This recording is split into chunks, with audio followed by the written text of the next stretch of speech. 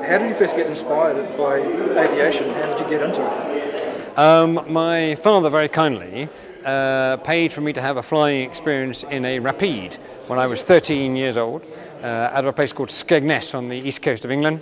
And within 10 minutes of being airborne in that, it was my first time of being airborne or anything, I thought, this is what I want to do. I want to fly for my career and my life sort of thing, because I had so enjoyed the experience. Wow, that's great. And so you mentioned that you went to university, but all you wanted to do was fly, and you were flying fast jets. Can you give us a bit more background of those days flying the likes of the Jaguar and the Tornado for the listeners, because you didn't really go into that much? No, it is. Of course, an era where, in many ways, the Hunter, which was the first operational aeroplane that I had anything to do with flying, was, of course, on the last of the, if you like, the Mandraulic aeroplanes. Beautiful aeroplane to fly, very forgiving and magnificent design. But, of course, its avionics were pretty much the same sort of avionics that had flown in the Second World War. They were the same sort of dials, the same sort of performance in terms of the weapon sight being a gyro sight, so nothing dramatic had changed. The Jaguar was one of the first airplanes to come along with significant avionics changes. It had a digital moving map display, so in theory your position was known all the time and represented to you. It had a head-up display, which meant you could see all the characteristics of height, speed, angle, dive, and so forth, all in the head-up display while you were looking through it to look outside. So in theory, you did not need to look down at the normal flight instruments inside. In reality, you had to, because it was still very much early days and the reliability was not the best. But nevertheless, it was moving on. And of course the aeroplane had been designed around the whole servicing program, so that panels open to allow you to refuel the aeroplane in any positions. You could access the weapons control panel much easier and digitally load it, so you didn't have to continuously be counting the number of rounds, for instance, in the gun, and you were shown that in the air. So a lot of things were developed very much so. It was a great airplane to fly. It was not very agile. It had a very small wing, which meant it went very low, very fast, and in a straight line very well. But turning was a little bit like a supertanker. You changed the angle of bank, and then you waited, and eventually it would turn. But it was a great airplane, and it would go a long way and carry a long way. And of course, for a decade, it was the principal ground attack and tactical reconnaissance airplane of the Royal Air Force. And we were based in Germany as well as in the UK, and we flew it everywhere from Bardufoss in Norway, 250 miles inside the Arctic Circle in the north, all the way down to Oman in temperatures of plus 40, so minus 40 to plus 40. It was a brilliant aeroplane. Tornado was a different leap again in terms of its capability, mainly because, of course, it could do a lot of work at night and had the ability to bomb blind, only with radar bombing, and could fly through the cloud at low level, and therefore the weather was no longer the factor that it would otherwise have been. It again, was on the leading edge. It wasn't necessarily completely, in those days, as reliable as it has now become, but it was a great change forward. It brought new capabilities, and it taught some of us that flying with navigators was quite fun. And then latterly, I finished as the Typhoon was coming in, where a number of things had changed dramatically. For instance, we had an airplane that had more power than you could possibly know what to do with. This was an airplane that if you took off in reheat and didn't keep pulling that stick back and back and back, you were going to go supersonic overhead the airfield. It had enormous power. It had fantastic avionics systems on board.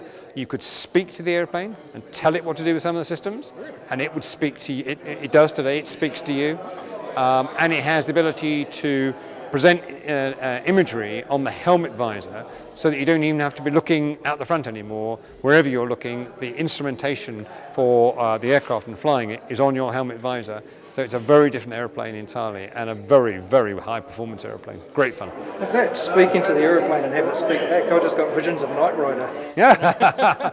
Well, it just changed how you operate. Yeah, but I mean that thing you were talking about, technology and how it goes on. We always see things that are sort of science fiction that suddenly become science fact. And you must have seen a lot of developments in your career in the Air Force from beginning to end, as you were saying. What do you think was the most significant change to the fighter attack aircraft? I think the most significant was probably the head-up display. The ability to see everything while you're looking outside, not to have to constantly keep looking inside the cockpit and so forth. So I think that was perhaps the big thing. The other thing was not trying to make a fighter out of a bomber. You can make a decent bomber out of a fighter, but you've got to build the aeroplane as first and foremost a fighting aeroplane, and then attach to it or build into it the capability to attack targets on the ground as required. That works well because the aircraft is naturally, therefore, agile, lots of thrust, lots of speed, and it can take a lot of punishment.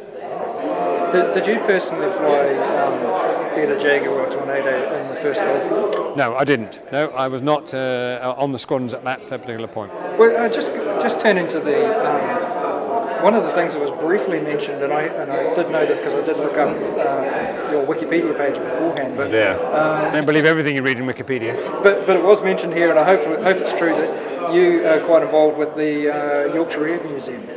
And so you're obviously interested in the history as well as the future. And I just wondered if you could tell us a little bit about that museum. All I know about it is that it does have a Halifax, right, and I think a Mosquito. Yes. Yeah. The museum is based at an ex-Air Force base called Elvington. It has one of the longest runways in the country, but is no longer active as an airfield. It is a museum dedicated to actually making sure that the aeroplanes that were flown in the past are kept alive, so that young people can go along and see them and hear them, and know that they actually what they did and how it felt. So we have a Victor and an Nimrod and a Buccaneer and a Dakota that are regularly exercised and run on the ground up and down the runways at Elvington. We have a lot of other airplanes. You mentioned the Halifax. We have a Hunter that was originally part of the Royal Air Force, but then was transferred to the Qatar Air Force. And that's back on exhibition now in its original desert colours. A lot of engineering work goes on there.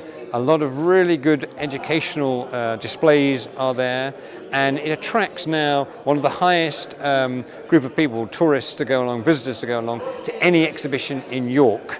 In fact, the only thing that exceeds it is the Minster. So it's extremely popular, and there's lots of unique exhibitions there.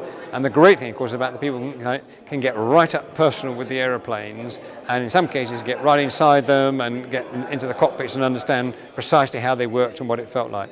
So, of course, the children have a great experience. There's a lot to technically interest people, and as I mentioned, that's one of the great ways in which hopefully people visiting the museum, the Yorkshire Air Museum, will gain an understanding and a feeling and a desire to want to do more in the aerospace world.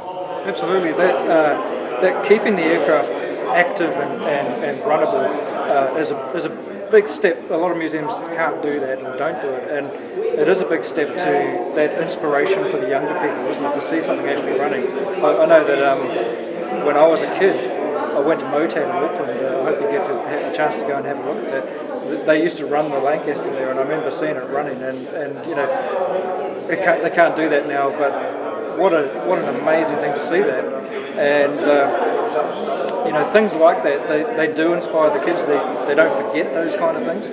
And you mentioned before we started recording also about air shows and how important they are for the future, showing these aircraft that are current and old. But it's really for the future of aviation as well, isn't it? Inspiring those people. And also to make sure that people understand that aviation is, of course, an active activity. It is a technical activity. It is, of course, pushing the boundaries quite a lot. But most importantly, that to be involved in it is really exciting and really fun. And I think the youngsters like getting involved with the museum exhibits that they can do something with, because they're so used these days, of course, to getting on their computer and be able to interact with it in some way, shape or form. When you go along and just go around a museum with everything static, it's not quite having the same impact on them as when they can get in the aeroplane, when they can hear the aeroplane, when they can see the propellers turning, when they can hear the noise of the jet engines. It really does have an impact on them, which I think is extremely positive. And it can be done safely, and it can be done in a measured way, but it will have the desired impact on them. This is not just static, this is live, active and dynamic. And of course, when you get to be big kids like us, you can actually pay and go and ride in some of those old aeroplanes, and some of that's pretty fantastic. What's happening now too, isn't it? But you only have to look at the popularity of the older aeroplanes when it comes to the air shows.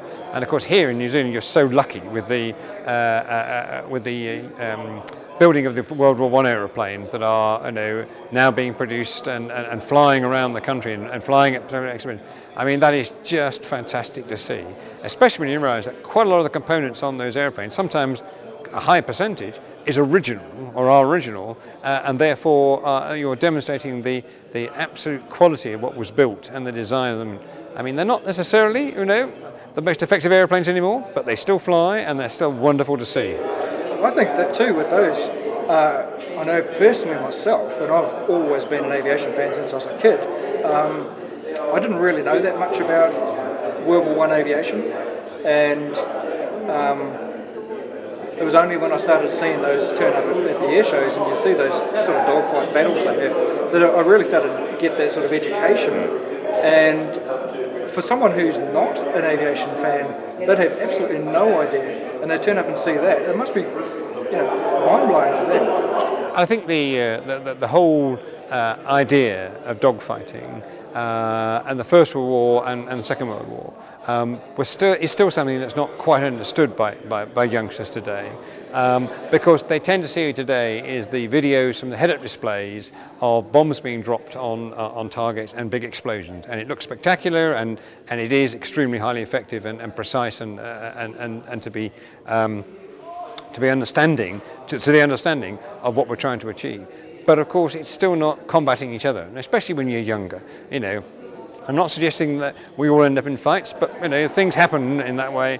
And of course, it's an extension of the idea that you can take these aeroplanes and produce a real dynamic competition between individuals, which of course in those days could lead to the ultimate result.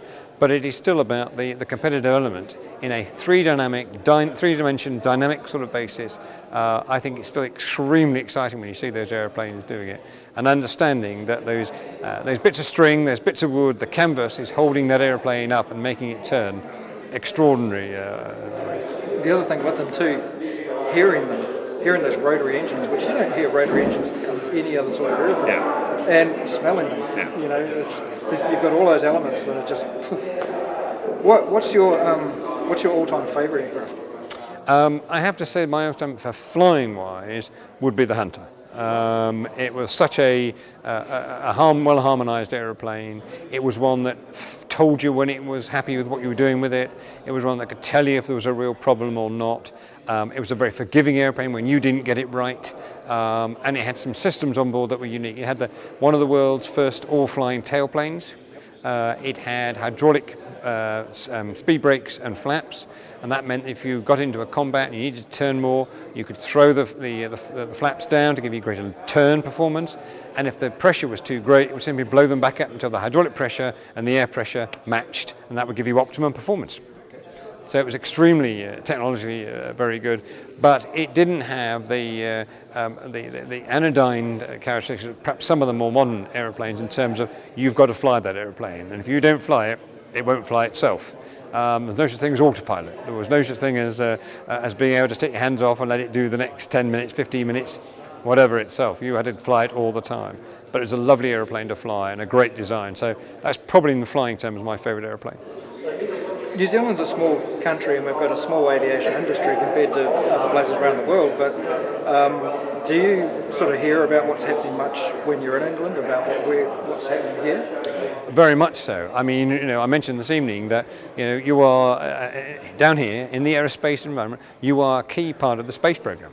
There's some really interesting developments going on down here that could be a really cost-effective way of providing space delivery and space travel for the future. But yes, I mean the aerospace is a global entity. It happens all around the world now. There is nothing that can happen in any part of the world in the aerospace that isn't within a very short time known about and being talked about. I think some of the, I mean, here you are about to, I think you may have started now, being on the end of the world's longest commercial commercial jet transport flight in the world, from Dubai to here on a regular basis. So New Zealand is not a backwater when it comes to aerospace. It is actually quite often in the forefront. And as I say, those things get known about and get talked about all around the world. Well, that's great.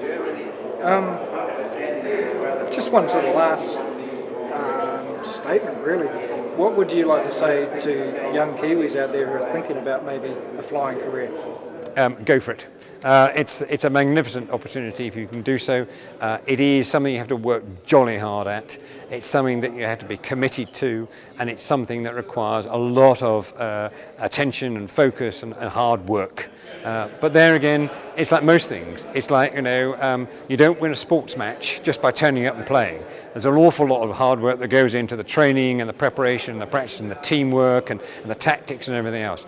The same is true of flying. You're going to have to work really hard to get there. But if you're determined, if you're committed, and if you hold true, then with a bit of luck, you can have a fantastic life and a great career in whatever form of activity leads into the aerospace world. That's perfect. I actually have an addendum to my question, because I just thought then I should ask you too. What do you say to the people out there who are already in the industry, or at least already big fans of aviation, and they're not yet members of the Royal Aeronautical Society? What do you want to say to them? The question is then, why not? And then to say, if you feel that there is any way that the society can add to your ability to conduct your professional job, or that you think we should be doing things, then rather than just ignoring the possibility, why not come and join and then change the society, find the way in which society can help you and your colleagues, because that is a way we can make it better for everybody. And what I want to see, what the Council wants to see, I believe what the membership wants to see, is a society that is doing more to help its members in their professional career and to make the standing of the Royal Society the premier aeronautical society in the world. Fantastic. Well, thank you very much, sir. No problem. Good to see you. Appreciate it.